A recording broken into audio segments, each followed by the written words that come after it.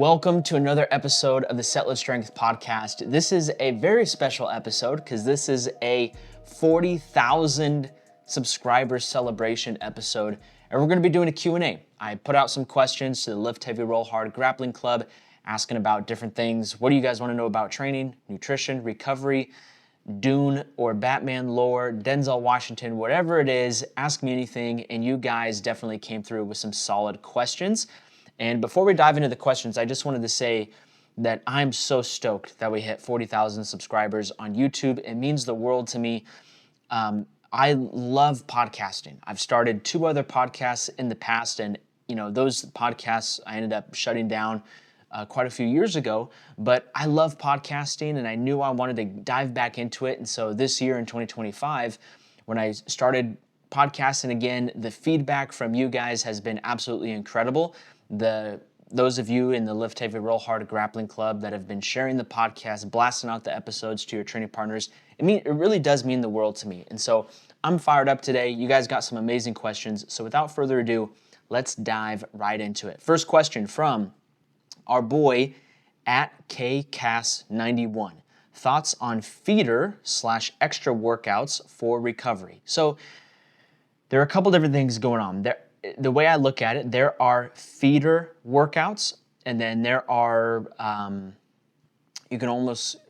struggle to call them recovery workouts, but you can kind of look at them like recovery workouts. And I think recovery workouts and feeder workouts need to be separated and both clearly defined, and we'll kind of go over the pros and cons of both. So the way I look at feeder workouts is feeder workouts are a little bit like the primers for another big workout. So, and I originally picked up on this concept through different powerlifting coaches. So for example, say you have a really big bench day on a Wednesday.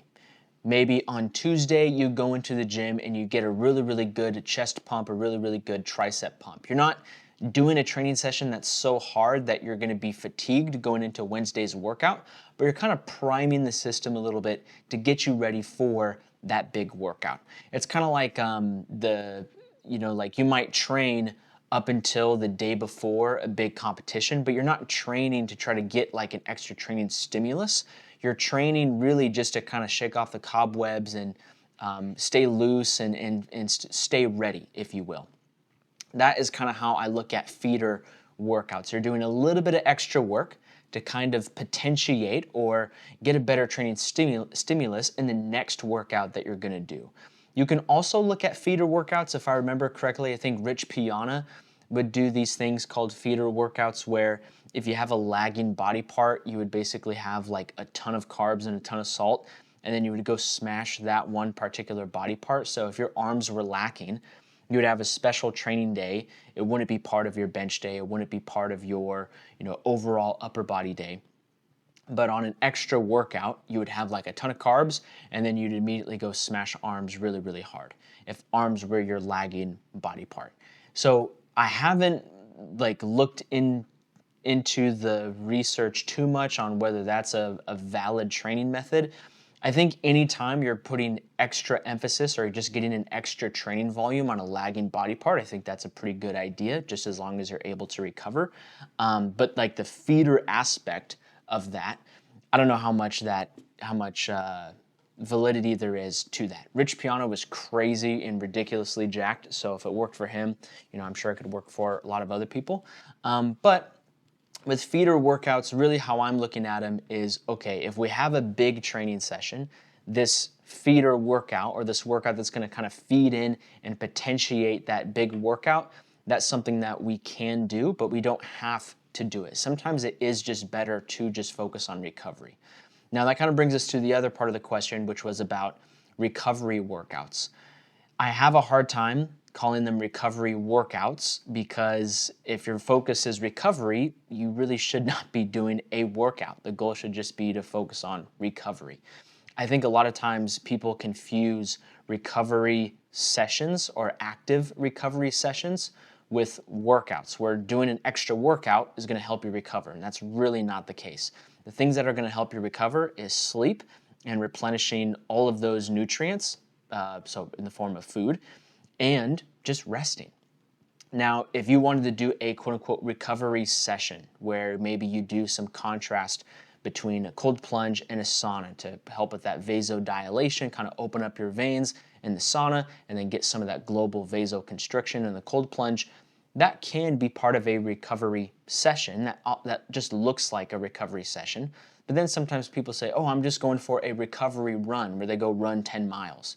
And it's like, that's not really a recovery run. Like that's another training stimulus that your body has to do more recovery for. So for most athletes, I really don't program any recovery workouts. We might do something called a restorative session where the goal of that session is to just promote blood flow and kind of get things moving a little bit, but we're not creating a huge training stimulus that they have to recover from. I have a couple athletes who are competing next week, so by the time this episode comes out, they'll either be competing the day this episode drops or just a couple days later. And during competition week, we don't want to do any major training sessions because it's going to get in the way of their recovery. It's going to create too much fatigue, and it could take away from their ability to feel and perform their best when they go step out on the mat and compete. However, that doesn't mean we don't go to the gym. What I usually end up having them do are different types of restorative workouts. So it may be a giant set of dragging the sled a little bit, maybe doing some banded exercises. Nothing is too fatiguing. You're not getting a crazy burn on anything. You're not like completely gassing out and trying to make yourself throw up on the fan bike. You really are just getting a pump, kind of opening up the lungs a little bit, not too much, just to help keep your body loose. So that way you're still feeling good as you get closer and closer to competition. One of the things that helps with recovery, especially if you have like some soft tissue injuries or some other kind of nagging aches and pains, is just promoting blood flow. So that is something that I will use as like a recovery workout, but I really try not to call them recovery workouts because if we're going to focus on recovery, really we just got to be doing the stuff that massively helps with recovery. If we're trying to increase some blood flow and some restoration, that's, to me, I kind of categorize that as a different thing. And so we have our recovery sessions, which may look like some contrast between the sauna and the cold plunge, or sometimes like if an athlete really needs to recover, I just tell them like, hey, I don't know what you got planned for the rest of the day, but if you can just go home and just like smash a bunch of fruit and rice and meat and salt and then like watch 2 or 3 movies and just chill out, go do that. That's going to be better for your recovery than trying to go on this quote unquote recovery run. If we need to get the blood moving a little bit and do something that's a little bit more restorative or like active restoration, if you will, then we might have that be a session in the gym. And then the other thing that we could use, which is not focused on recovery, but part of the question, is those feeder workouts. So if you have a really, really big, like I'll do this sometimes where like the week I'm recording this is right before Memorial Day weekend. And usually most jiu-jitsu gyms do a big open mat on Memorial Day. If you're, going out and you're partying pretty hard on Memorial Day weekend and you go right into open mat, that's going to be pretty rough. And especially if you're training for competition, that drastic switch from partying hard and then going right into trying to do 10 to 20 rounds at open mat is going to be really, really, it's going to be a rough transition. Let's just say that. So what I might do instead is like, hey, if you're going to go out and have some fun on the weekend, that's totally fine. But before you go into some really intense open mat training rounds, how about the day before you just do something kind of light to help kind of potentiate and help your body be a little bit better prepared for that bigger training session that you have at open mat on Monday. So great question. Hope that helps. If you guys have follow-up questions about any of the stuff I'm talking about in this episode, please drop them in the comments below, either on YouTube or Spotify. Try to get back to as many comments as I can and answering all your guys' questions. So just wanted to throw that out there. Next question from Chris_Jits. How hyped are you about a possible third Dune movie? I'm hyped, bro. I'm hyped. I love Dune Messiah. I don't know if I would say that I like Dune Messiah more than the first Dune book, because the first Dune book is really, really good. But I will say, like, Dune Messiah was so much fun. It was kind of like a political espionage thriller, plus you have some good action bits in there as well. And if if you've seen the Dune movies, you know that Duncan Idaho dies in the first, or in part one. And this is, they're probably going to reveal this in the trailer. It's not like a spoiler for the entire movie. It's like they're probably going to show something about it when it happens right at the beginning. So if you don't want to hear anything about Dune Messiah, skip 30 seconds. But I am looking forward to Duncan Idaho being revived as a Gola. I think that's going to be really, really cool. And I really hope that they show the Spacing Guild. In the books, the Spacing Guild like are in these tanks and they're swimming around in the spice gas and all that stuff. I have no idea how Denis is going to translate that to the screen. In Dune Part 1, we did see representatives of the Spacing Guild, but they had those helmets on with what looked like orange gas in there, so maybe he's playing with that. Anyway, it's going to be freaking dope. Oh, and the face dancers are going to be sick as well. So we got a lot to look forward to when it comes to Dune Messiah. All right, next question from Daniel_Brotherhood. Why does science-based hypertrophy training still give the best result for BJJ? I would argue that it doesn't. If you're only doing hypertrophy work and it's science-based, I don't think that is the best form of training if you want to be a well-rounded grappling athlete. Hypertrophy and building muscle is one small aspect of the entire spectrum of athleticism. To give like an extreme example, if someone only did hypertrophy training and they got super, super jacked, but they never did conditioning, I would not say that that's best for a grappling athlete. And even the whole science-based hypertrophy training thing, the thing about science-based lifting is that it is not, I don't know how else to put this besides slide. It's not the Bible, it's not the end-all be-all. There are so many examples of people doing the complete opposite of what science-based lifting says you should do, and they got fantastic results. Now, whether you want to chalk that up to like, oh, it's only because of genetics or it's only because of PEDs, you can chalk it up to whatever you want. I don't really care. I think that there's a lot of value in learning from some of the studies and meta-analyses that are coming out about, science-based lifting.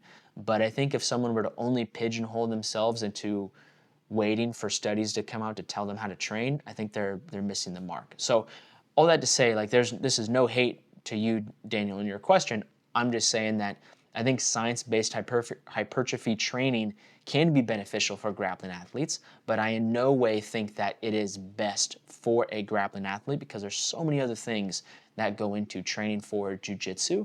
And then I will say this too. Science-based hypertrophy training is best used if your goal is to just get jacked.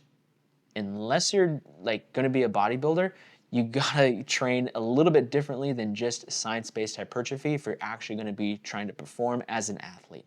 So when people say, oh, you only need 4 to 8 reps and you need to take everything to failure and all that stuff, it's like, okay, that's awesome. There's definitely a lot of value to that. But in jiu-jitsu, you also need to develop the ability to handle much higher sensation of localized muscular fatigue and a much higher sensation of that hypoxic environment within the muscle itself. So doing higher rep sets, still taking it pretty close to failure, not only can help you stimulate hypertrophy, but also help you be better prepared for the same kind of fatigue that you're going to experience while you're doing hard grappling training. So I think in my mind, it's just one aspect of strength and conditioning that's good to pay attention to, but it's not the end all be all.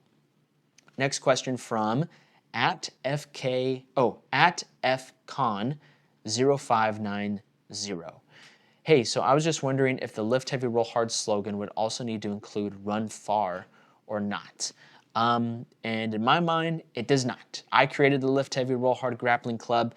There's some people out there that are trying to bite on that, all that stuff, but guess what?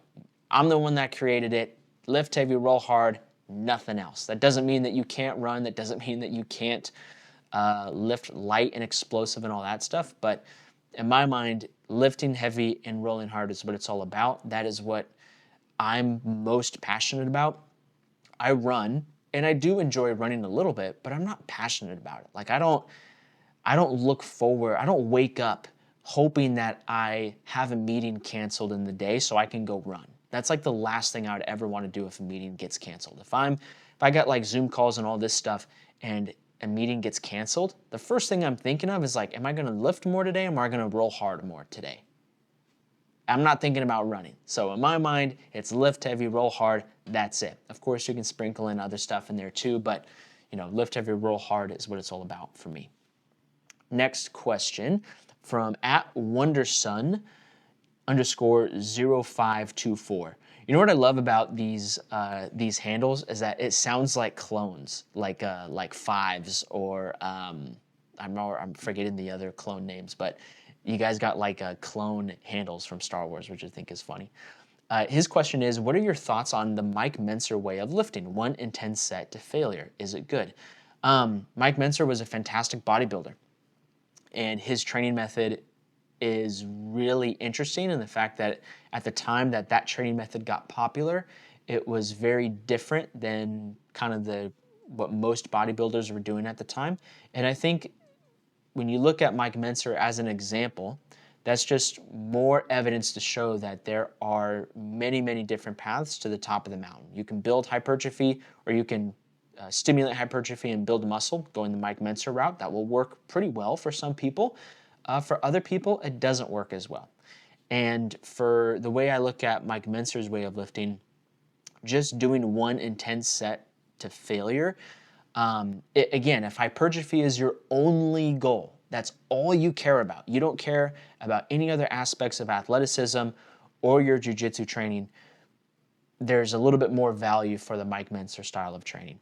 However, if you do want to develop some other aspects of your athleticism, specifically for jiu-jitsu, the value that Mike Mentzer's style of training has for grapplers starts to decrease quite a bit. And I mainly think that's because it's good to find ways to stimulate hypertrophy and develop your work capacity. It's good to find ways to stimulate hypertrophy and increase your general physical preparedness. It's good to find ways to stimulate hypertrophy and figure out how much volume you can tolerate, or that's kind of like, kind of circling the point again about work capacity. And so all that being said, I think it's the Mike Mentzer style of training is just like one form of training. It's not the best way of training. It's not the worst way of training. And all of these things, I don't look at them as good or bad. I just look at them as appropriate or inappropriate for your training goals. And I think it's really important that we learn as much as we can. That's really why I'm doing this podcast, is to try to educate as many grapplers as possible, to educate you on as many different training methods as possible, so that way you can test and find what works best for you. Because even if there are people out there that train completely opposite of me and make claims that I completely disagree with, I still can't say that that style of training is bad. I saw some videos on Instagram recently. I think Roman Jiu-Jitsu was making some responses to them where someone was saying that if you don't train with kettlebells, you're a pansy, and bodybuilders aren't training for real combat, and just a bunch of other just crazy stuff. It was honestly pretty wild. And even though I aggressively disagree with that, I still don't think that training with kettlebells is bad. I think training with kettlebells is awesome. As a matter of fact, I did a workout this morning where the only weight I picked up was kettlebells. So as much as people can disagree, as much as people can beef online about different stuff, for me personally, I don't look at it as good or bad. It's like, look, is this appropriate for my training goals?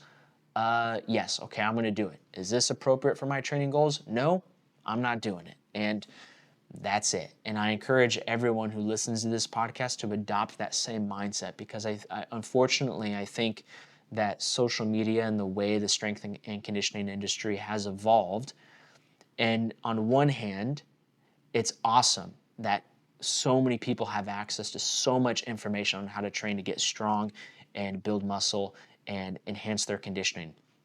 On the other hand, it's created this perspective that a lot of people have on only one of these things can be the best. And I have to find out which one. Which one is better, pull-ups or chin-ups?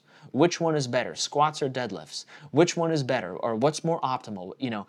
And if you're looking at it like very black and white, it's going to be hard to find what works best for you, because you're constantly going to be chasing what's working best for someone else who then says this is the best way to do it. So I'll get off my soapbox, but actually, no, I'm not. I'm standing on my soapbox a little bit longer to say this one last thing. I keep bringing this up, and it's a huge part of why I called my company the Strength Matrix, and that's because in the Matrix, you know, at the beginning of the movie when Neo's finding out more about the Matrix and all that stuff, he sees the Matrix as it's being presented to him. Like, he sees the woman in the red dress, he sees the buildings, he sees the cars and all that stuff. But then when he fully becomes the one and he really starts to have way more control over the Matrix, he doesn't even see the Matrix, or he doesn't even see what the Matrix is presenting him anymore. He sees all the different lines of code. And then from there, he can start flying, he can start stopping bullets, he can like jump through agents and all that crazy stuff. And that's really how I look at training. So I don't look at it as like there's only one way to do it. It's like, okay, how can I see the Matrix code and strength and conditioning, and then just tweak it to what I need for my training goals? So rant over, stepping down off my soapbox. Okay, next question from @Joe_SHXX. Can I just stick to training hypertrophy / aesthetics for jiu-jitsu? You can, if that's what you care most about and that's your number one training goal. But if you're asking if that is going to be good enough for you to develop elite grappling athleticism, the answer is no, it's not. You look at any other sport, you know, if a basketball player said, hey, can I just train for hypertrophy and is that going to make me a better basketball player? It's like, well, no, probably not. There are other athletic qualities besides being jacked that you need for basketball. If a baseball player said, hey, should I just train to get more jacked to be a better baseball player? Well, I mean, it can help, but it's probably not the only thing you should be doing if you want to be the best baseball player. So, Joe, it really just comes down to what your training goals are. Even when I'm going through a phase of training for myself where hypertrophy is my main goal, I still do a little bit, I still include for a small portion of my workout things that are going to further help develop or at least maintain the other aspects of athleticism. So talked about it a couple podcasts ago where I went through like a 6-month long bulk. And the first 3 months of that 6-month long bulk, my biggest goal was hypertrophy. I was trying to get as big and as jacked as possible. And during that time, I was doing a lot of what would look like traditional bodybuilding training. However, I was still mixing in exercises that worked on explosive power. I was still working on my conditioning. I was still working on exercises that improved my range of motion and my stability at some of those end ranges. So if all you care about is hypertrophy and you just barely care about jiu-jitsu, I guess just sticking to hypertrophy training and aesthetics could be beneficial. But if you also want to get better at jiu-jitsu and improve your abilities as a grappling athlete, you got to start introducing some of that other stuff as well. All right, next question from Corina Lay. I got injured 1 month ago while training, MCL sprain. Sorry to hear that. That sucks. I am slowly coming back to training this week. I was going to drill and listen to my body. What's your advice for coming back after an injury? Man, I'm so sorry, Corina, to hear that you got injured. That definitely sucks. That's definitely a bummer. Thankfully, I mean, based off your question, it's an MCL sprain. It's not like a full blown apart MCL that is going to require surgery. So that's great. Regardless of what kind of injury it is, some like standard advice that I give to pretty much all the athletes that I work with when they're coming back from an injury is give it an extra 2 weeks or give it 2 weeks longer than you think you should. So sometimes, you know, I'll be working with an athlete and it may be a similar injury. They might have, you know, pulled something or had a small tear and something in their knee. And we go through some of the rehab stuff and they say, hey, coach, I'm feeling good. I think I'm going to go run it hard today. And it's like, whoa, whoa, whoa, whoa, pump the brakes. Like, if today is the first day you're feeling really, really good, that's awesome. Let's get 2 more weeks of you feeling really, really good before you fully put it to the test. Like, let's really make sure things are on point before you start ramping up the intensity in your jiu-jitsu training. Now, when you're coming back to training after an injury, there are a couple things that you got to keep in mind. The first one being is, you obviously want to be mindful of the different positions that kind of put you at risk to re-injure or re-strain or expose that injured body part. So if you sprained your MCL, you probably don't want to be doing 50-50 shootouts on different leg lock positions. That would probably not be the best thing to do right away. If there's different positions with internal hip rotation that put a little bit of pressure on that MCL, you might want to try to think like, okay, how can I avoid some of this right now as I'm just gradually getting back into training on the mat. For me, when I tore my LCL and I first got back to jiu-jitsu, I did a ton of positional training, mainly because I wanted to make sure I didn't aggravate or re-injure my LCL. So a lot of it was like, hey, training partner, the only thing I can do right now is have you start on my back and me just basically hand fight and try to get my shoulder blades to the mat. Everything else kind of hurts my LCL and I'm not trying to re-injure it right now. And so that's what I did. I did that for quite a while. As I started to feel a little bit better, as that injury started to heal a little bit more, I would very slowly introduce new positions. So what started as, okay, I'm only doing defensive rounds from the back. Now I'm going to try offensive rounds from the back. And then we move into mount. Then we move into attacking from mount. And then half guard and all that stuff. So try to create a plan of progression that is, if you look at all the different positions, okay, what would be the position that keeps your knee in the least amount of danger? Start there and then gradually work your way closer and closer and closer to just doing full regular sparring and full regular rolling. Drilling can be great as well if you're injured. I'm a huge fan of using the constraints-led approach and constraint-based games and not drilling. But sometimes if an injury is severe enough, it's hard to do any part of live training with that injury. So, if you sprained your MCL, you probably can't do live constraint-based games with leg locks, but maybe you can do some drills to help kind of figure out the positions a little bit. So yeah, hope that helps answer your question a little bit, and I wish you a speedy recovery. You had a second question. So your second question was, once healed up and back to regular programming, I am considering competing for the first time. That's exciting. I'm super nervous and scared, but I think I should go for it. Any advice? Yes, I think you should go for it. I kind of go back and forth on whether or not I think everyone should compete or people should compete only if they want to. But as I think about it more and more, I start to lean more on the side of like, yeah, everybody should compete at least once. Or at the very least, you can look at it this way. Everyone should do some form of head-to-head competition at some point in their life. If you've only played team sports, I think it's really good for your own personal development and your own mental strength to do some sort of head-to-head competition. If you have only done non-combat sports and you're doing jiu-jitsu, it's like, hey, go out there and compete. Go out there and test yourself. Obviously, there's like all these different things that go into competition as far as like the rule set and making weight and all that stuff. So that adds some different challenges that can just be a good thing to just overcome. And what's cool is that when you compete, like it's a huge confidence booster because it is scary. Like like I mentioned earlier, I got 2 athletes that are competing next week, and I had a call with one of them this morning. And I was telling him, because he was telling me about how he feels nervous and all that stuff. And I told him, I said, look, man, like you are going to compete against someone who's trying to strangle you and break your arm. Like that's the sport that we're doing. So it makes sense and it's totally natural that your body would feel a little bit nervous, but that's okay.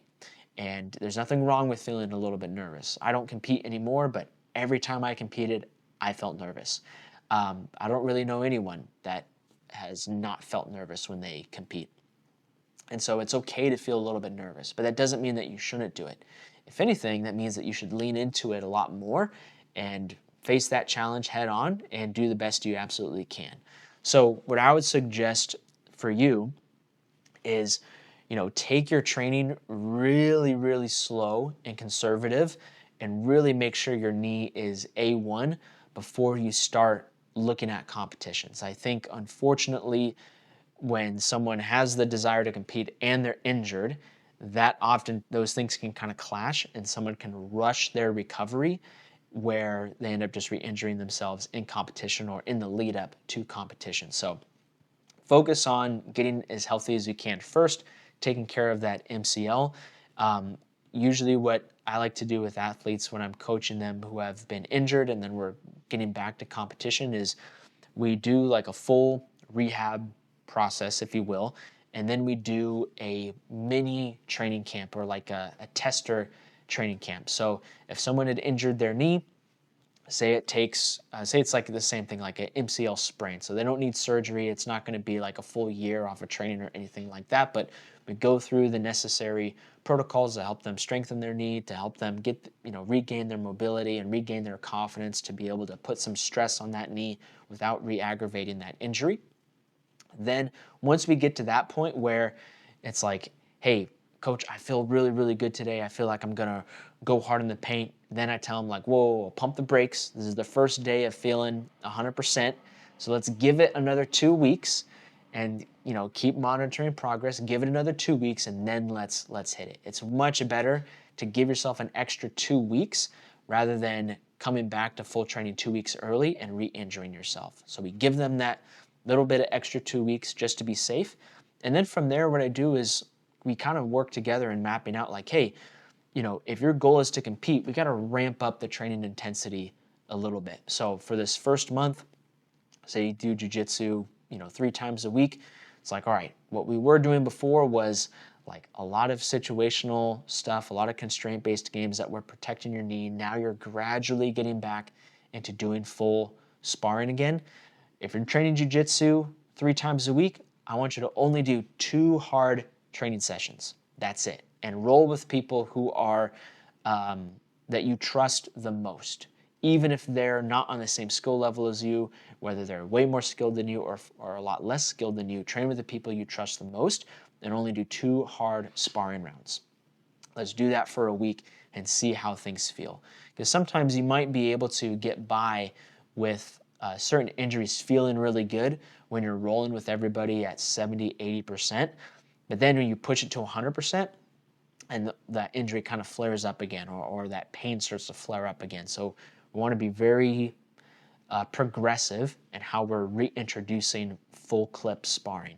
And if you can run that for about a month where you're doing 2 hard training sessions or 2 hard sparring rounds per session for about a month, I'd say that's a really good sign that you're ready to start working up towards a training camp or looking at competitions and getting ready for a competitive training camp. So lots of great questions. Hope your MCL heals up soon and you're back on the mat crushing it. All right, next question from Juan Pim XJP. Have you read all the Dune books? And that's his first question. Then there's another question about training. As far as the Dune books go, I haven't. I'm currently reading God Emperor of Dune. The Dune series is not the most exciting book series. It's really good, and I'm a huge fan, but it's not the most exciting thing ever. So I read the first Dune book in 2022. I read it between the first 2 movies. When I first saw so I'd never even heard of Dune until the 2021 movie came out. And I was like, what is this? Like, this is getting a ton of hype. And I love Denis Villeneuve. I think he's a great director. I love all his movies. And I was like, I've never even heard of this before. And I didn't even see it in theaters when it first came out, which was a giant mistake. But it was on streaming, I think, and I watched it for my birthday. I knew nothing going into it. And I watched it, and I was like, this is the craziest thing I've ever seen. Like, I'm hooked, whatever this movie is. And so I heard that it was a 2-part book, or it only did the first half of the book. So then I bought the book, and I tried to read it before the part 2 came out. And then right after part 2, I read Dune Messiah, because a lot of people were saying that if you read Dune and Dune Messiah, that's like a good stopping point if you want to just get Paul's story. And then you can kind of put Dune or Children of Dune on there, because that kind of expands upon what happens next in the Dune timeline. And so I read Children of Dune, and once I read Children of Dune, I was like, all right, now I'm just going to read all of them. Like I'm 3 books in. There's 6 books total, so I'm going for it. So I'm currently in the middle of God Emperor of Dune, and my plan is to finish up that one. And then I'm also a big fan of the Red Rising book series, and I'm halfway through all of those books. So what I might do is I might read God Emperor of Dune, go back to Red Rising, or maybe read something else as like a palate cleanser, and then go back to the Dune books. But yeah, in God Emperor of Dune right now. And a lot of people say that God Emperor is the weirdest book, and it kind of turns a lot of people off, but I think it's awesome. I like it being weird. I think it's really fascinating that Emperor Leto is a giant worm that's 3,500 years old. I think that stuff is really fun. So that's where I'm at in the Dune series. If you guys have any other good sci-fi book series recommendations, please let me know. Like, I'm a giant sci-fi nerd that's kind of, I did read some fantasy growing up as a kid. Like, I read Lord of the Rings, I read Percy Jackson, but I love sci-fi. So if you got any sci-fi recommendations, holler at your boy. Next question from Juan is, what does training look like the week of competition? This is perfect because I got 2 guys that are competing next week. So typically what I do for athletes that are prepping for competition is we run an 8 to 12 week training camp, and we run an 8 to 12 week training camp, but the week of competition, we don't really look at that as like an official week of training. That's like week 0, if you will. So, 12 weeks out, 11 weeks out, all the way down to 0 weeks out, which is comp week. In competition week, the thing is, when you're 7 days out from competition, there's really nothing you can do to get stronger, to improve your conditioning, to have drastic improvements in your technique. At that point, the work is already done. However, there's a lot of stuff that you can do that can kind of mess up your recovery and prevent you from being able to feel and perform your best. So typically, like if a competition is on Saturday, we do our last hard training session anywhere from 5 to 7 days out. So, within that 5 to 7 day out range, we'll do our last hard lifting session, and we'll also do our last hard sparring session. All the days leading up to the competition, athletes kind of go through a couple different things. We might do some restorative workouts where we're just focusing on blood flow, just focusing on getting a little bit of a pump, but not creating so much fatigue that it's going to be difficult for them to recover from. And then another thing that I have them do is I also have them do these things called creatine sessions. These creatine sessions are really focusing on using that type of energy system, the creatine phosphate system. So super, super fast, super twitchy, really explosive. And what we're doing is what would be a good way to describe it? We're getting a good training stimulus without necessarily creating a bunch of fatigue and having the training session be so hard that we're going to feel banged up afterwards. So you can almost look at it like, hey, I'm going to do, a creatine session could look like fan bike sprints, some med ball slams, and some explosive push-ups. We're only going to do anywhere from like 6 to 10 sets, but the sets themselves are only for like 1 to 3 reps, and we're resting, pretty much getting a full rest between each set. And again, we're not going for fatigue. We're not trying to like really push it and grind. Who's going to carry the boats or anything like that. We're just, getting something that's going to be twitchy, something fast, something explosive, something that feels really good. And then we're just calling it a day. So typically what I do is we do our last big lift. If we had like a perfect training week, last big lift is the Saturday, 1 week before the Saturday competition. Then Sunday would be a rest day. Monday would be the last hard sparring session. Then on Tuesday, we would do a more restorative session. So something that is like, maybe dragging a sled a little bit, getting a little bit of pump with the fan bike for the arms, maybe doing a little bit of banded work, but we're really just getting a really light pump and then calling it a day. If someone has access to a sauna and a cold plunge, I might just have them do that instead. That would be on Tuesday. Wednesday and Thursday, we might do those creatine sessions where, you know, a creatine workout could look like 8 sets of a 5 to 10-second sprint on the fan bike with about 2 minutes of rest between each set, followed by some med ball throws, and then that's it. That's the entire workout. Thursday would look very similar. Friday usually is a travel day for most people. So if they're traveling, then, you know, get some good walking in at the airport, get some good sunlight, stay hydrated, that's it. If people are traveling the day before, then obviously that approach would just go on whatever day that they're traveling. If they're not traveling, Friday usually I just tell people like, hey, get some steps outside, get lots of sunlight as much as you can, especially since we're in the month of May, lots of good weather out here in California. Get sunlight, drink plenty of water, stay hydrated, just chill, watch some movies, and relax. At the end of the day, on Friday before the competition, I do have them do some specific breath work to help them kind of further down-regulate, stimulate that parasympathetic nervous system to help them be very relaxed as they kind of go in or go to bed and sleep. That way they can get a good night of sleep. And then, let me see. Oh, what does a training week look like the week of competition? Okay, for a second I thought that Juan was talking about nutrition, but someone else is talking about nutrition, which I will talk about next. But Friday, keeping it super, super chill. Saturday, wake up, and then you go smash that bracket. That is typically a full week of training. That would be ideal.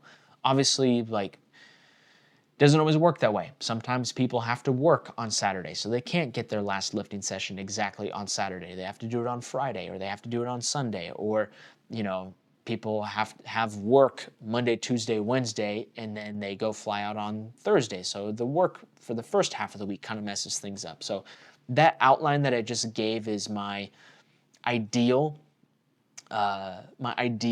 training structure for the week, and then we just try to get as close to that as possible. And if we have to call some audibles, if we have to make some changes, it is what it is. Hey, real quick, I wanted to pause the podcast and tell you about the Strength Matrix training app and our free training program called Grappler Accelerator. This is a complete training program that covers all of your needs to help you get started on becoming the best grappling athlete that you can be. Everything from a full strength and conditioning training program, a simple and clean diet guide, recovery protocols, a super sleep toolkit, and a bunch of other dope stuff to help you lift heavy and roll hard. There's already over 1,000 grapplers that have downloaded this training program and gotten started on enhancing their grappling athleticism, and you can be the next. To download this training program today, just go to thestrengthmatrix.com/grappler or click the link in the description below. Now, back to the podcast.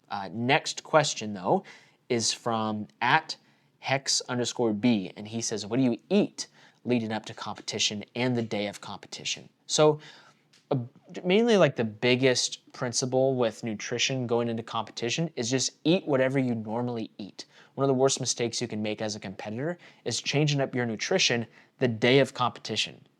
You don't want to introduce something new to your body that's going to make it, you don't want to introduce any new variables that your body has to overcome in order to perform your best. So even if you follow the worst diet ever, the day of competition is not the day to fix that.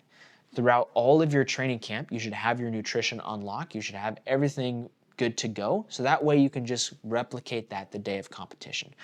And that's what I mean by like food selection. So if most of your food, if you're following the nutrition tips that I gave in the last episode where you eat what has a mom or comes from the ground, you consume 1 gram of protein per pound of body weight, and if it comes in a box, bag, or can with more than 3 ingredients, you're finding something else to eat, that's great. Just stick with that on the day of competition. So with weight class sports, obviously you have to manage your weight, which I'm not a huge fan of weight cutting. And how you manage your weight really depends on the type of competition that you're going to. So the strategy for an IBJJF competition where you weigh in right before your first match looks very different than if you compete at an ADCC organized event where you weigh in the night before. If you weigh in the night before, It's awesome. It's easy. You can, just basically not eat for a few hours, step on the scale, make weight, and then you have a lot of time to rehydrate, a lot of time to refuel. You can wake up, have a big breakfast, all that good stuff. If you compete at IBJJF, then you got to be really, really careful. So just a very simple, some simple principles that I would recommend on the day of competition is you want to make sure that your hydration and your electrolytes are in check. That's the biggest problem with trying to cut weight, is that it's going to just destroy your hydration, and that is one of the fastest ways to destroy your overall athletic performance, is to be dehydrated. So make sure you're drinking plenty of water. Definitely make sure you're supplementing with electrolytes. The next thing that I would recommend is you want to make sure you're eating foods that are very fast digesting, foods that don't take a long time to get through your stomach and have your body feeling fueled, which means that you're going to be leaning a little bit more towards, or at least my philosophy is, that you should be leaning a little bit more towards on the side of easily digestible carbohydrates and easily digestible protein in the morning. But once you get to the competition, you're not going to be down in that much protein. So if you say you compete at 2 o'clock in IBJJF, you should be competing in a weight class that allows you to still put on your gi, still be fully hydrated, and have a little bit of food in your system. If you're competing in a weight class where you have to fast the entire morning and you have to run and sweat a bunch right before you go weigh in, that's not the weight class for you. You got to figure something else out. So assuming that you have a little bit of room to have some food before you go compete at 2 p.m., what I would suggest is having your breakfast that has a good amount of protein, but protein that doesn't physically weigh a whole lot. So something like eggs, something like you can have really, really lean ground beef or beef jerky. It's weird to have beef jerky for breakfast, but it doesn't weigh much, so that's definitely helpful. And then easily digestible carbohydrates that also don't weigh a whole lot. So rice does weigh quite a bit, but it is more nutrient dense than some other forms of carbohydrates. So rice could be a good option. But if you're really close to weight and you really need food that is going to be nutrient dense but not weigh a whole lot, I'm a big fan of dried fruit. Dried fruit is awesome. You can get in a ton of carbohydrates without having it physically weigh a whole lot. In that morning meal with breakfast, if you're eating breakfast and you compete in the afternoon, you could include a little bit of fat in there as well. It's not going to mess up your digestion because you have so much time to digest all of that food. But if you have multiple matches throughout the day and you're kind of snacking between those matches, you don't want to really have much fat because that fat intake is going to slow down your overall digestion. Depending on how the tournaments are ran, you may have all your matches within that hour. So really all you have to worry about is being fueled going into that first match, making sure you got plenty of good carbs in you, plenty of water, plenty of electrolytes, and then maybe sipping on some electrolytes and water between all of those matches. You're probably good to go. If you are doing multiple divisions where you have a bunch of matches earlier in the day and then you have a bunch of matches later in the day, yeah, you do want to make sure that you have a better fueling strategy to help, after you finish all of those first few matches, you want to try to replenish as much as you can. Fast digesting carbs. Probably don't need a whole lot of fast digesting protein. If you have like 4 to 6 hours between your next division, you could probably include a little bit of fat in there. But again, you really just want to make sure you get quick fuel into your body. Fast digesting carbohydrates, making sure you're staying hydrated, making sure you're drinking plenty of electrolytes. Now that I think of it, I should probably do a full episode on comp day nutrition and like create a full game plan for you guys. I know I have that currently in the Strength Matrix training app, but it would be good to put that on the podcast. So thank you, Hex, for your question, because I think that's what we're going to do in the future. Next question from Luke_brother. Thoughts on the sugar diet? My boy Mark Bell is on the sugar diet right now, which I'll be completely honest, I don't know a whole lot about the sugar diet. It seems absolutely bananas, if I'm being completely honest. But I do know that I think what's awesome about Mark Bell is I see him as kind of like the Tim Ferriss of the fitness industry.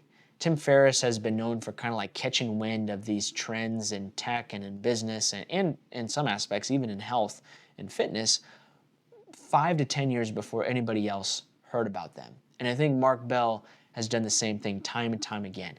He was one of the first people talking about the carnivore diet. He was one of the first people talking about kratom. He was one of the first people talking about, I think one of the first people to bring like a really high quality, like carnivore style, organ-based protein powder to market.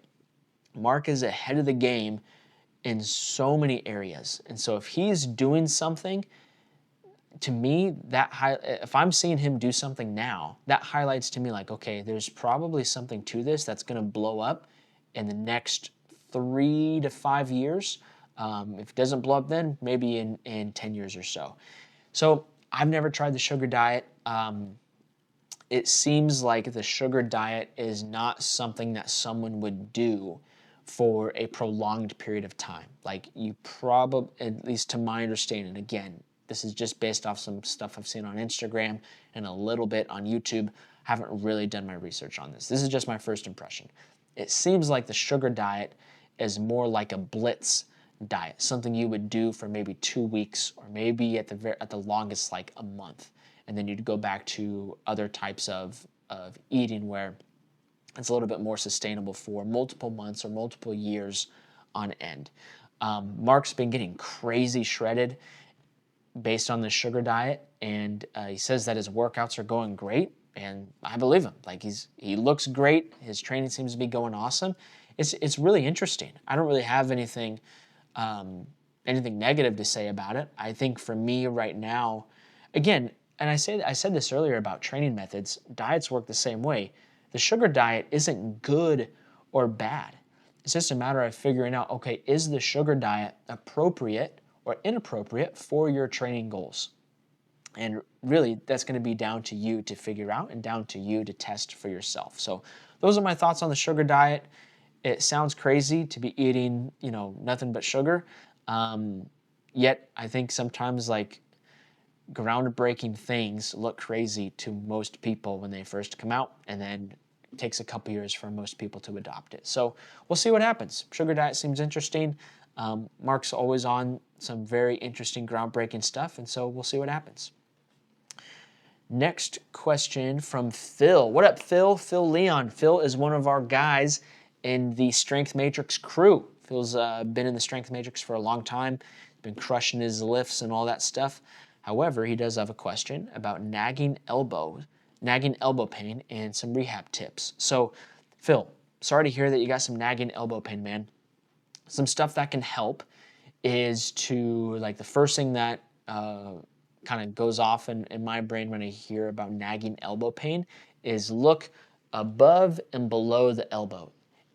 What's your shoulder mobility like? A lot of times if the shoulder is locked down or you have poor shoulder mobility, that can lead to some downstream effects where you start experiencing some elbow pain.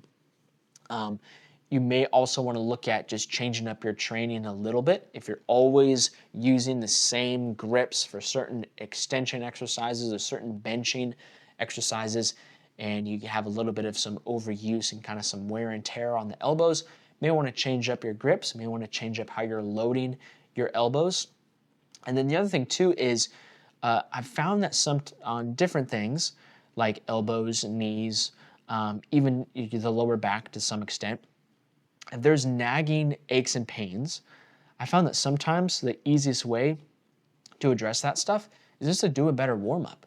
I know for me, I've had my fair share of elbow pain before, and when I was trying to figure out like, man, what's going on? My shoulder mobility is fine. I'm like varying up my exercises from time to time.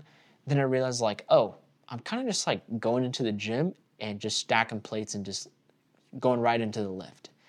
I should probably take a little bit more time to warm up and then kind of dive into it. And once I did that, the elbow pain basically disappeared. So those three things: check your mobility above and below the joint that's in pain. So that'd be your wrists, that would be your shoulder.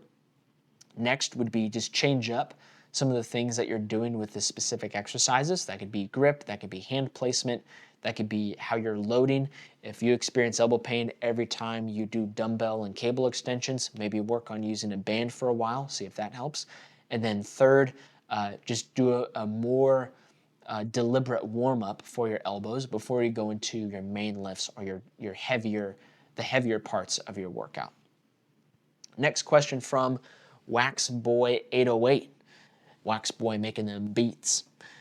When do you feel is the right time to increase weights in lifting? Should I do more lifting sessions as I get used to it, or keep 2 to 3? Oh, these are two different questions. First question first. When do you feel is the right time to increase the weights in lifting? Pretty much every single time you go in the gym. Or that's probably an oversimplified answer, but the goal is to progress your training. The goal is to constantly find ways to grow in your training and constantly make training a little bit more difficult. And one way you can do that is by adding more weight. Another way you can do that is by adding more reps. Another way you can do that is by making training more challenging, by decreasing rest periods. There's a whole bunch of different ways you can do this. But really, I'm trying to increase the weight basically every single week. So if in week 1 I do dumbbell bench press at 80 pounds for 6 reps, in week 2 I'm trying to grab the 85s, or I'm trying to grab the 90s. Sometimes you can just know right out the gate, like, so for example, say I on say Monday night I go to no-gi jiu-jitsu and I go so hard in the paint, like it's like the finals of 80cc. Like I'm sparring everybody, it's a hard training session and it goes great. Then say Tuesday morning I go to the gym and I'm feeling pretty banged up. But I look at the spreadsheet and it's like, oh, I used the 80s last time. I have to use the 85 to 90s today, but I'm really banged up from yesterday. Well, in that case, you might not be able to add weight, but you might be able to make the training a little bit harder by, well, you know what? I'm still going to use the 80s, but this time I'm going to add a couple more reps per set. Or this time I'm going to see if I can do it with only a minute and a half of rest instead of 2 full minutes. And you just kind of got to play around with how you're making training more challenging based on what you can do for that day. But typically, if you can, the goal should be to add a little bit more weight to the exercises that you're doing each week. Now, your next question was, should I do more lifting sessions as I get used to it, or keep 2 to 3 lifting sessions per week and just add more weight? So yes, regardless of how many training sessions you're doing per week, I would suggest having the goal of trying to add more weight each week. May not always happen, but that should kind of be one of the overarching goals. And whether or not you add more lifting sessions, you can, as you start to get in better shape and can kind of handle more training days or more days in the gym. But remember, it's not about what you do, it's about what you do and can recover from. And different seasons of life are going to dictate how much you can recover from the training that you're doing in the gym. So for me, when I was in my bulk, where I was really focused on getting as big and as jacked as possible and as getting as strong as possible, I wasn't doing much jiu-jitsu training. I was only training jiu-jitsu 2 times a week, maybe 3 times a week, but really it was just 2 times a week. And because I was only on the mat twice a week, I could handle going to the gym pretty much every day. And it was awesome. I went to the gym Monday through Saturday. However, now that I'm focusing a little bit more on jiu-jitsu, I don't go to the gym every day because I can't maintain 6 days of lifting and start adding more and more and more jiu-jitsu because I'm just going to run out of room to recover from all of that. So if you feel like you can, say you're going to the gym twice a week, if you're recovering really easily, then yeah, go ahead and add that 3rd workout in there. Run that for a month. See how you feel. If after a month you're like, man, at the end of the week I still feel pretty good, I could probably do another workout, go for it. However, if you go through a different season of life or another season or another part of your competitive jiu-jitsu season where jiu-jitsu training starts to increase and you really start to struggle to recover from all the training that you're doing, that may be time to look at your workouts and say, yeah, I'm going to the gym 4 times a week, but with the extra jiu-jitsu I'm doing, I'm kind of struggling right now, so I'm going to drop it back down to 2 to 3 times a week. That's how I would look at it. Then we got questions from Muhammad Ali _ BJJ. I want to build muscle and get leaner. Should I bulk or should I cut? I would say, unless you're like, if you're not under 10% body fat as a male and you're just starting to get stronger and build muscle for jiu-jitsu, I think it's best to try to get really lean first. And you can still work on getting stronger. You can still work on building muscle. But like if you're brand new, get really, really lean first as you're simultaneously still lifting and still strength training and all that stuff. Once you get really lean, then gradually build yourself back up in body weight. I think that is a much better approach than staying at 17, 18, 20% body fat and just trying to get strong. I think it's much better just for your overall health if you work on getting towards that 10 to 13% body fat range as a male. Then once you are there, then you can start focusing a little bit more on, okay, I'm actually going to try to get bigger and try to pack on quality muscle tissue and go from there. That's what I would suggest.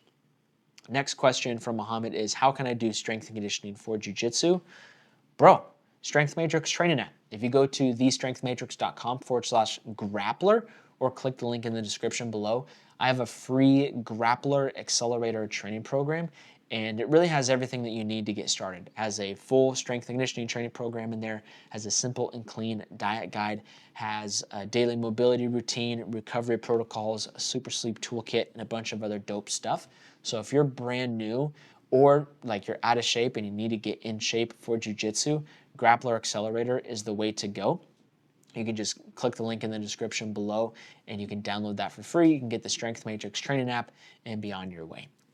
All right, last and final question from zzz.harley. Struggling with elbow tendonitis from lifting in jiu-jitsu. Any way to heal and strengthen that? Bro, I'm sorry to hear that. That definitely sucks. I would say, kind of like what I mentioned to Phil, look above and look below your elbow. That could be some insight on what could be causing that elbow tendonitis. If you're doing back squats and you have really poor shoulder mobility, it can put a lot of tension on that elbow, which could lead to some elbow tendonitis.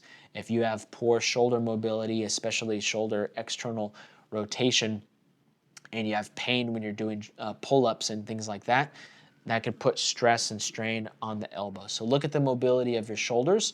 Next thing I'd recommend is changing up some of your hand positioning or changing up some of your grip implements just to see if that can kind of give you some relief to not be creating so much overuse and wear and tear on those tissues of the elbow.